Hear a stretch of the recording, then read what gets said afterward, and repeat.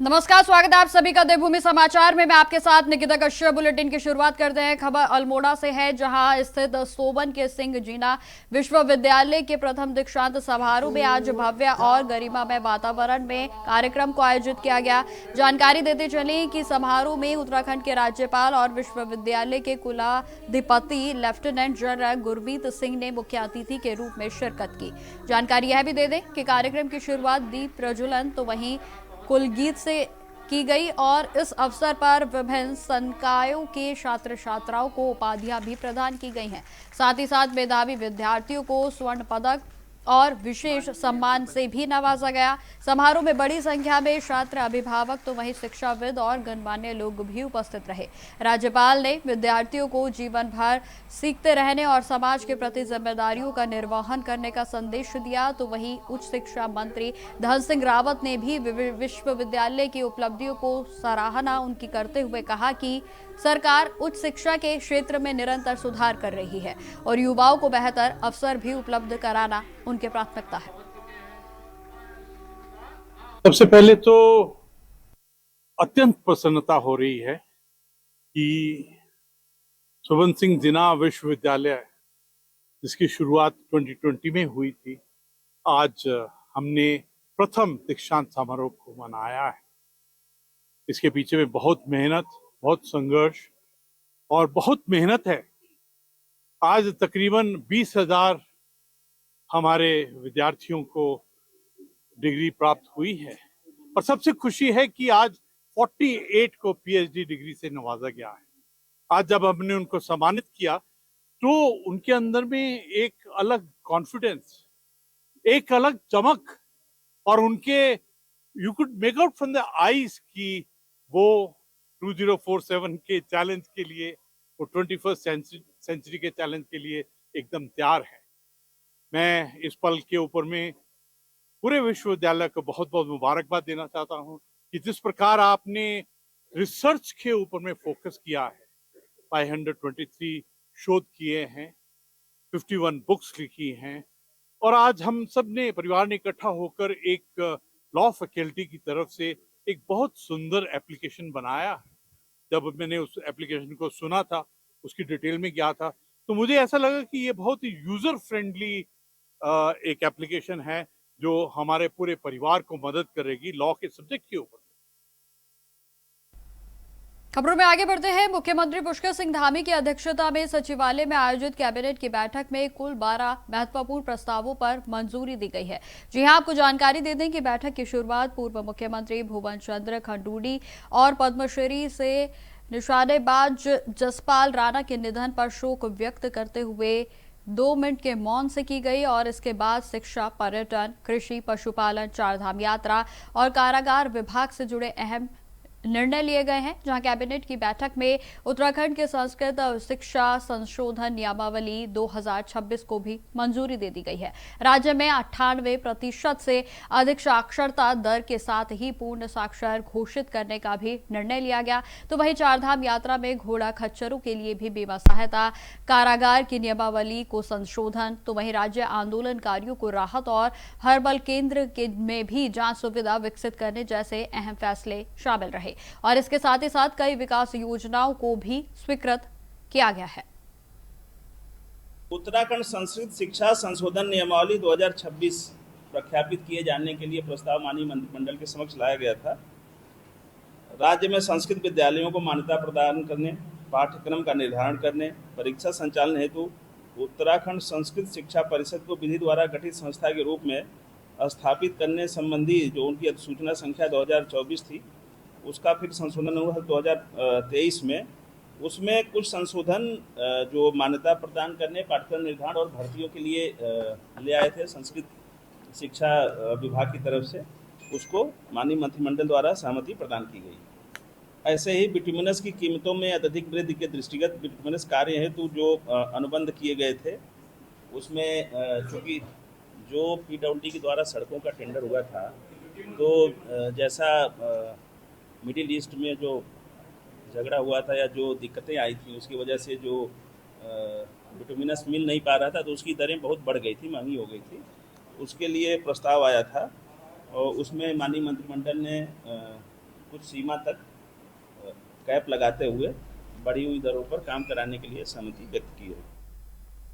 खबरों में आगे बढ़ते हैं। प्रदेश भर में एसआईआर की प्रक्रिया को लेकर सियासत तेज हो गई है और जहां राज्य निर्वाचन आयोग राजनीतिक दलों के साथ बीएलओ और बीएलए 2 के माध्यम से समन्वय को बनाकर कार्य कर रहे हैं, लेकिन आपको बताते चले कि इस विषय पर बीजेपी और कांग्रेस आमने सामने है। जहां कांग्रेस ने आरोप लगाया है कि भाजपा से जुड़े बीएलओ धन बल के जरिए प्रक्रिया में बाधा डाल रहे हैं, जबकि कांग्रेस पूरी तरह से सक्रिय रूप से सहयोग कर रही है। तो वहीं अब भारतीय जनता पार्टी के विधायक विनोद चमोली ने इन आरोपों को सिरे से खारिज करते हुए कांग्रेस पर ही पलटवार किया है, जहां उनका कहना है कि कांग्रेस सिर्फ बयानबाजी और सोशल मीडिया तक ही सीमित है और उसके पास जमीनी संगठनात्मक क्षमता नहीं है। आगे उन्होंने क्या कुछ कहा, आप सुनिए। कुछ नहीं ये असल में उनके पास कार्यकर्ता है नहीं। आज तक दिक्कत क्या है कि कांग्रेस हवाई है, सिर्फ बयानों से और सोशल मीडिया से अपना काम चला रही है, कहीं ना कहीं अपने को खड़ा दिखा रही है।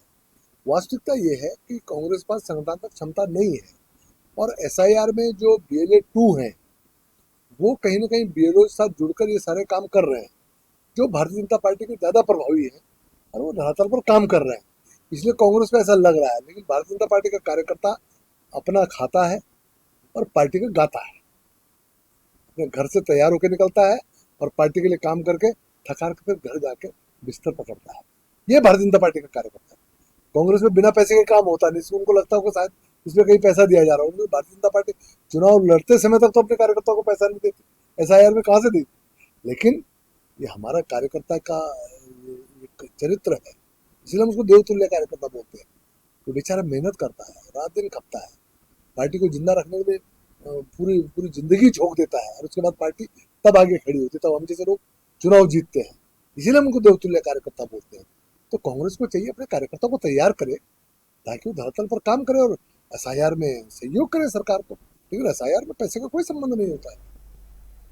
खबर देहरादून से है, जहां कैबिनेट मंत्री गणेश जोशी ने सैनिक कल्याण परिषद के उपाध्यक्ष शमशेर सिंह बिष्ट के कार्यालय का उद्घाटन किया है। जहां आपको बताते चले कि इस अवसर पर मंत्री का कहना है कि पूर्व सैनिकों के कल्याण, उनके उत्थान और समस्याओं के समाधान में परिषद महत्वपूर्ण भूमिका निभा रहा है। उन्होंने उम्मीद जताई है कि यह नया कार्यालय पूर्व सैनिकों और परिषद के बीच बेहतर समन्वय को स्थापित करेगा और साथ ही साथ जनसेवा के कार्यों को भी गति प्रदान करेगा। मंत्री जोशी ने शमशेर सिंह बिष्ट को भी उपाध्यक्ष पद की जिम्मेदारी के लिए शुभकामनाएं दी। तो वहीं उनका कहना है कि उनके नेतृत्व में परिषद समाज के हितों के लिए प्रभावी कार्य करेगा और साथ ही साथ राज्य के विकास में सैनिक समाज की सहभागिता और अधिक मजबूत होगी। जहां कार्यक्रम में पूर्व सैनिकों से जुड़े मुद्दों पर भी चर्चा की गई।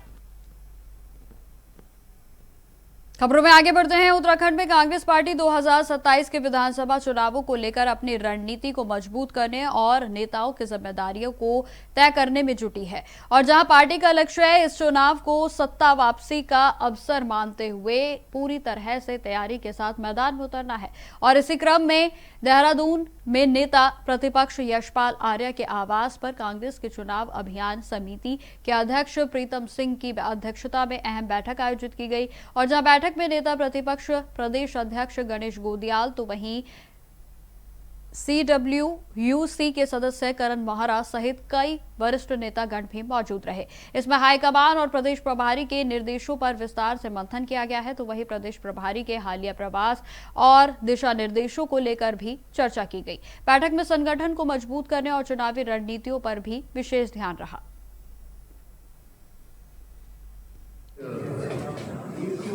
कैंपेन कमेटी के हमारे चेयरमैन भाई प्रीतम सिंह जी की अध्यक्षता में यहाँ पर बैठक चल रही है, आरयू जी के आवास पर बैठक चल रही है। उसमें आगे किस तरह से कैंपेन का काम आगे बढ़ाया जाए, प्रचार का काम आगे बढ़ाया जाए, इस पर बैठक चल रही है। कल की बैठक में सज्जा जी जो हमारी प्रभारी हैं उन्होंने आगे का रोड मैप फिक्स करने के लिए हम सबको कहा है कि आप लोग इस पर बातचीत करें, बैठें। इसी क्रम में हम लोग सब बैठे रहे हैं। देखिए, प्रभारी जी कुछ दिशा निर्देश दे के गई हैं और आज यशपाल जी के आवास पे प्रीतम सिंह जी की देखरेख में ये बैठक रखी गई है, जिसमें गोरिया जी हम सब लोग सम्मिलित हैं। क्योंकि चुनाव कैंपेन कमेटी के चेयरमैन वो हैं, प्रबंधन कमेटी के चेयरमैन आदरणीय सिंह जी हैं, यशपाल जी और गोरियाल जी चुनाव उपस्थित हैं। हम लोगों को भी बुलाया गया है। आगे का रोड मैप तय हुआ है और कैसे कैसे पार्टी के प्रोग्राम्स होंगे, विधानसभा वार किस तरीके से हमको कार्यक्रम लेके जाना है और बीजेपी पे किन मुद्दों को लेकर हम लोग अटैकिंग रहेगी, इन सब विषयों पर विस्तृत चर्चा हो रही है और जल्दी ही कांग्रेस आपको जमीन में बहुत तेजी से काम करते हुए दिखाएगी। प्रदेश भर में एसआईआर की प्रक्रिया लगातार जारी है और जिसमें राज्य निर्वाचन आयोग राजनीतिक दलों और बीएलओ के साथ समन्वय बनाकर काम कर रहा है। तो वहीं आपको बताते चलें कि इसी बीच प्रक्रिया को लेकर सियासी दांवपेच भी और आरोप प्रत्यारोप की राजनीति भी शुरू हो गई है। तो वहीं आपको जानकारी देते चलें कि बीजेपी के विधायक विनोद चमोली ने इन आरोपों को सिरे से खारिज करते हुए इन्हें तो आपको बताते चले कि एसआईआर की प्रक्रिया को लेकर उनकी ओर से कटाक्ष भी कसा गया।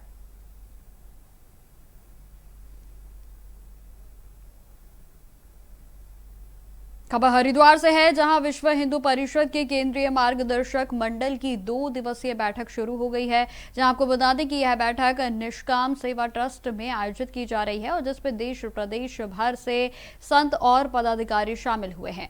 बैठक के पहले सत्र में विश्व हिंदू परिषद के अंतर्राष्ट्रीय अध्यक्ष आलोक कुमार ने जानकारी साझा की है कि इसमें कई महत्वपूर्ण सामाजिक और धार्मिक मुद्दों पर चर्चा की जाएगी और जहां बैठक में राम मंदिर के चढ़ावे को लेकर उठे विवाद, अयोध्या से जुड़े राजनीतिक दुष्प्रचार, तो वहीं गौ माता के संरक्षण, नशे की बढ़ती प्रवृत्तियों जैसे विषयों पर भी मंथन किया जा रहा है।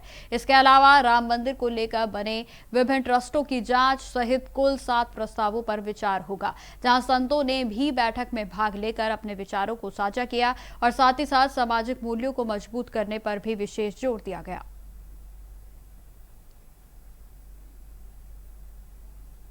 कमाऊ से है, जहां गोला और नंधोर नदियों ने इस सत्र का खनन कार्य निर्धारित लक्ष्य पूरा होने के बाद अब समाप्त कर दिया गया है। जी हां, आपको बताते चले कि मंगलवार की शाम लक्ष्य प्राप्त होते ही वन विभाग के ने दोनों नदियों में खनन को पूरी तरह से बंद कर दिया। तो वहीं वित्तीय वर्ष 2025 से 26 में इन नदियों से सरकार को लगभग 227 करोड़ रुपए का राजस्व प्राप्त हुआ है। जहां गोला नदी की बात की जाए तो गोला नदी से 51 लाख घन मीटर खनन निकासी के लक्ष्य के सापेक्ष 203 करोड़ रुपए, तो वहीं नंधोर नदी से 7 लाख घन मीटर लक्ष्य का सापेक्ष 24 करोड़ रुपए का राजस्व अर्जित किया गया और जहां यह खनन कारोबार हजारों लोगों की आजीविका का प्रमुख साधन रहा और जिसमें कि 8000 से अधिक वाहन, तो वहीं बड़ी संख्या में प्रवासी मजदूर भी जुड़े हुए हैं। लक्ष्य पूरा होने के बाद सभी निकासी गेट बंद कर दिए गए हैं और मजदूरों को भी लौटने के लिए कह दिया गया है। तो वहीं वन विभाग ने मानसून में अवैध खनन रोकने के लिए निगरानी को बढ़ा दिया है। 51 लाख घन मीटर का टारगेट दिया गया था, जो टारगेट है कल पूर्ण हो चुका है। उसके बाद से गोला नदी बंद कर दी गई है। इस बार जो टिपिकली हमारी नदी 31 मई को बंद होती थी, इस बार भारत सरकार द्वारा छूट दी गई थी। इस कारण से नदी अब तक चलाई गई और नदी बंद होते ही क्षेत्र में अवैध खनन ना हो, इसलिए जो भी रास्ते हैं जो नदी की ओर जाते थे सभी को काट के बंद कराया जा रहा है। उसके आसपास जितनी भी लेबर है जो रहती है नदी के आसपास, उन सभी को वहां से हटने के लिए कहा जा रहा है, जिससे कोई भी व्यक्ति वहां पर जंगल के आसपास ना रहे, जिससे भविष्य में अतिक्रमण की संभावनाएं ना हो। और इसके साथ ही लोगों को आगाह किया जा रहा है कि आप नदी वगैरह तल वगैरह बना जाए, तभी पानी बढ़ सकता है।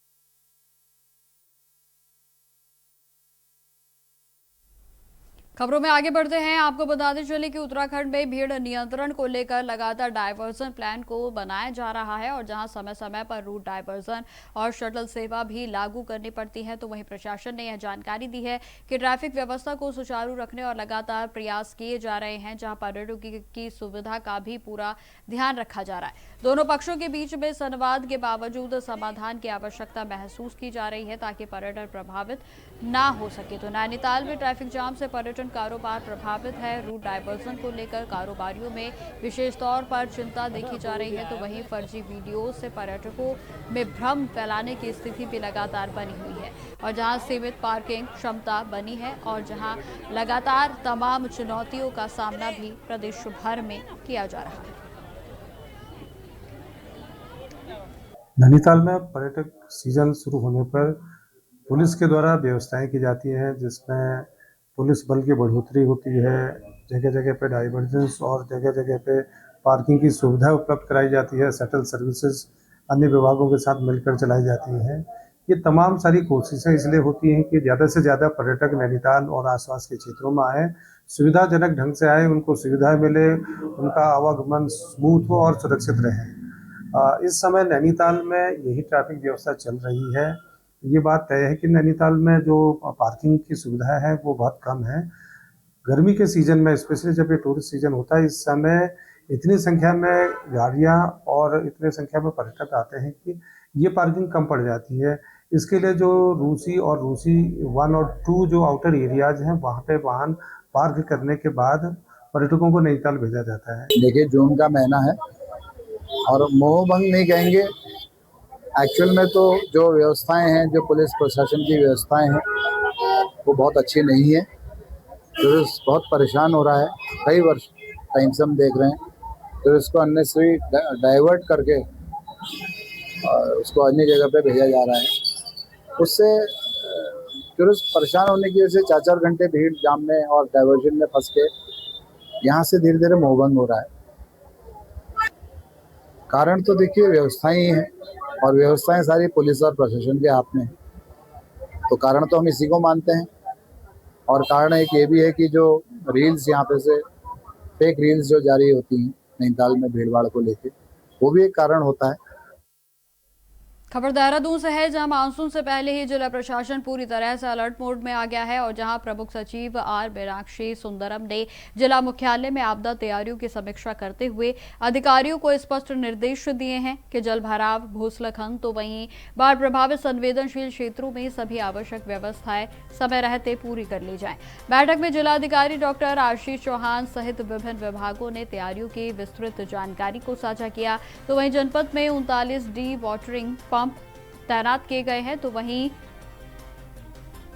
जबकि लगभग 169 नालों में से 153 की सफाई पूरी हो चुकी है, जहां 12 लैंडस्लाइड जोन, तो वहीं 8 संवेदनशील नदी नाला क्षेत्रों में विशेष निगरानी रखी जा रही है।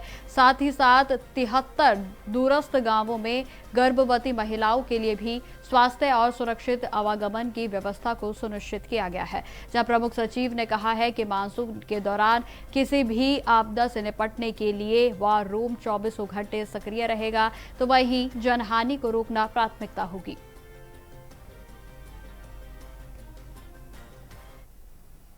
खबर पौड़ी से है, जहां पुलिस की कार्यशैली पर कई गंभीर सवाल खड़े हो गए हैं। जी हां, आपको बताते चले कि व्यापार सभा सचिव देवेंद्र रावत ने 3 पुलिसकर्मियों पर अभद्रता, गाली गलौज और जान से मारने की धमकी देने का आरोप लगाया है। मामले को लेकर व्यापारियों, पालिका अध्यक्षों, तो वहीं शहरवासियों ने एसएसपी पौड़ी गढ़वाल सर्वेश पनवार से मुलाकात कर दोषी पुलिसकर्मियों के खिलाफ कड़ी कार्रवाई करने की भी मांग की। तो वहीं देवेंद्र रावत के अनुसार घटना रात के करीब 11:30 बजे की बताई जा रही है, जब वह जय कंडोलिया महोत्सव के बाद घर लौट रहे थे और जहां आरोप यह है कि बाइक सवार 3 युवकों ने उनकी कार रोकी, मोबाइल छीना और गाली गलौज की।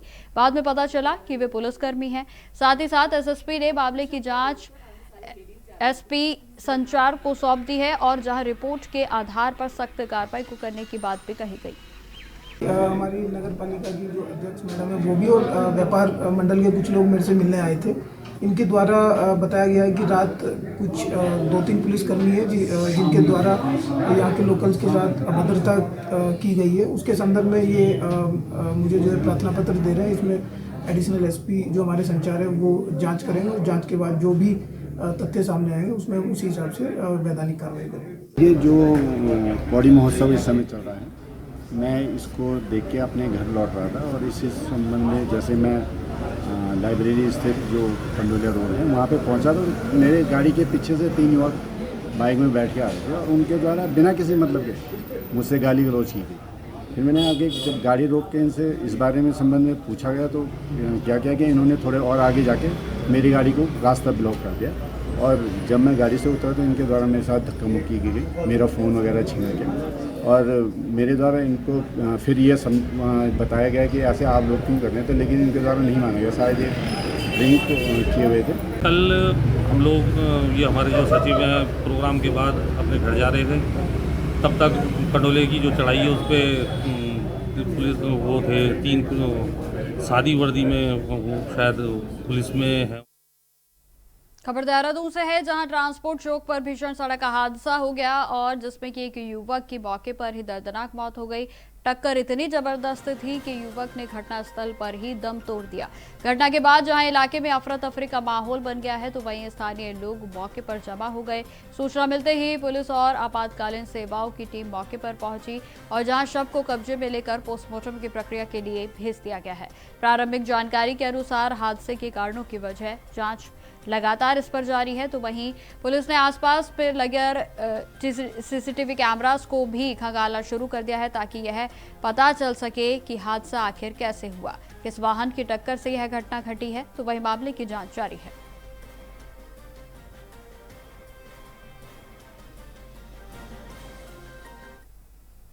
तो फिलहाल मेरे साथ इस बुलेटिन में इतना ही। देश दुनिया की तमाम खबरों की जानकारी के लिए बने रहें हमारे साथ। नमस्कार।